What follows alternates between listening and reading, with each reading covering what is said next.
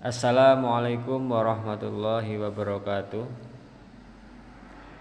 Berjumpa kembali dalam materi pendidikan agama Islam. Saat ini kita akan membahas tentang toharoh atau bersuci. Toharoh atau bersuci ada 3 cara. Yang pertama adalah berwudu. Berwudu ini kita mensucikan diri dari hadas kecil.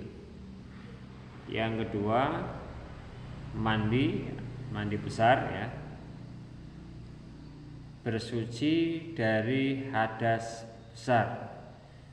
Namanya saja mandi besar. Yang ketiga, tayamum, bersuci dari hadas kecil maupun hadas besar. Tayamum ini dilakukan jika tidak ada air ya. Dalam kesempatan lain kita akan membahas khusus tentang tayamum. Selanjutnya kita bahas tentang wudu dulu. Syarat sah wudu. Syarat sah wudu itu hal-hal yang dipenuhi supaya wudunya sah.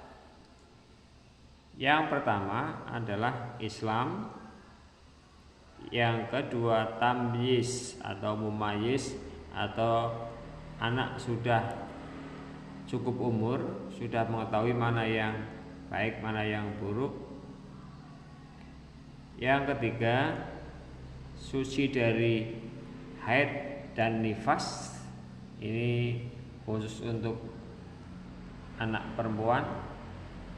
Yang keempat, tidak ada sesuatu pun yang menghalangi sampainya air ke kulit.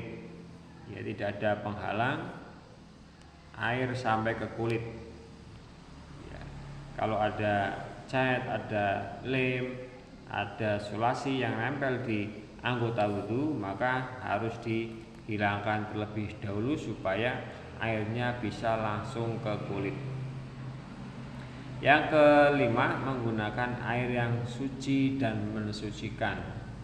Karena air yang suci belum tentu mensucikan. Contohnya air teh, air kelapa itu suci, tapi tidak bisa digunakan untuk wudu.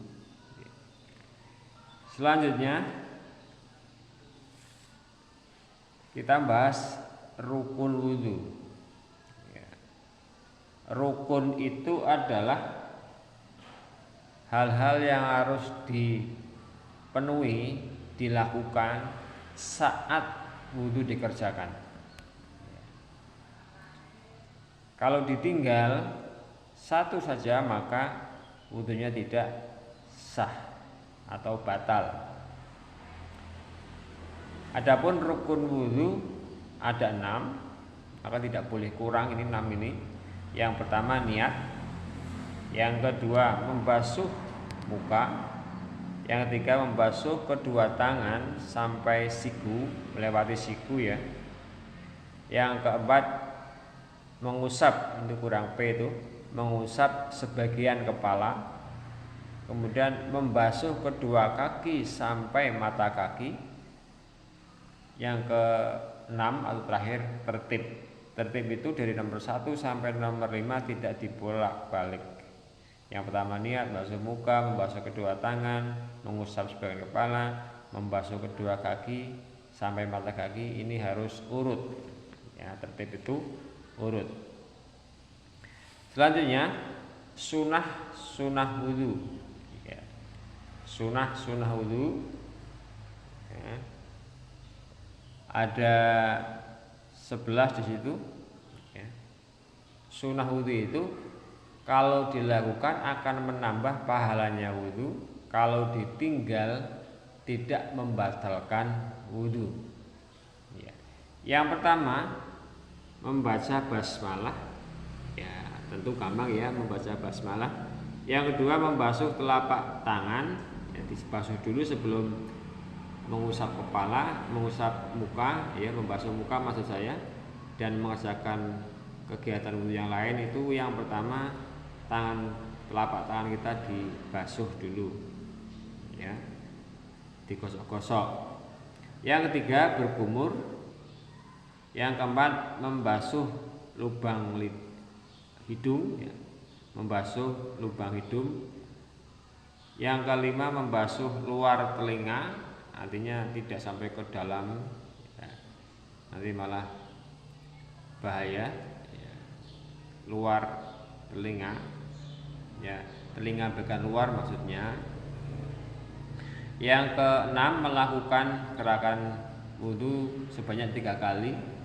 Jadi kalau 1 kali saja sebenarnya sudah sah, asal sudah terbasuh semua itu sah, tapi sunahnya 3 kali. Yang ketujuh mendahulukan anggota yang kanan dulu, tangan kanan dulu, baru tangan kiri, semuanya itu. Kaki juga, kaki yang kanan dulu, baru yang kiri. Yang kedelapan tidak berbicara atau berkata-kata saat berwudu kecuali doa, ya. Ya, bercerita dengan teman sambil wudu itu, ya, tidak memenuhi sunnah. Kemudian yang 9 menyela-nyela jenggot. Ini yang punya jenggot, yang nggak punya jangan menyela-nyela jenggotnya orang lain, ya. Yang ke-10 menghadap kiblat. Ini jangan memaksakan. Kalau kerannya itu menghadapnya ke selatan, ya nggak harus kemudian wudhunya menghadap kiblat, ya menghadap ke keran. Ini kan hanya sunnah. Yang ke-11 berdoa sesudah wudhu. Sunnah wudhu ini seumpama cukup dilakukan itu lebih baik.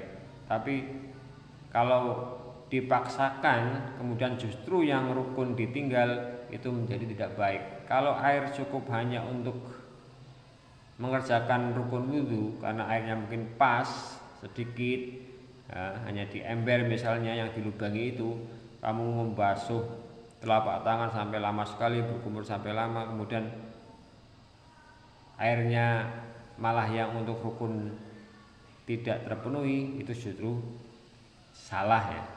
Ya, jadi utamakan yang rukun dulu, bila memungkinkan sunnah dilakukan.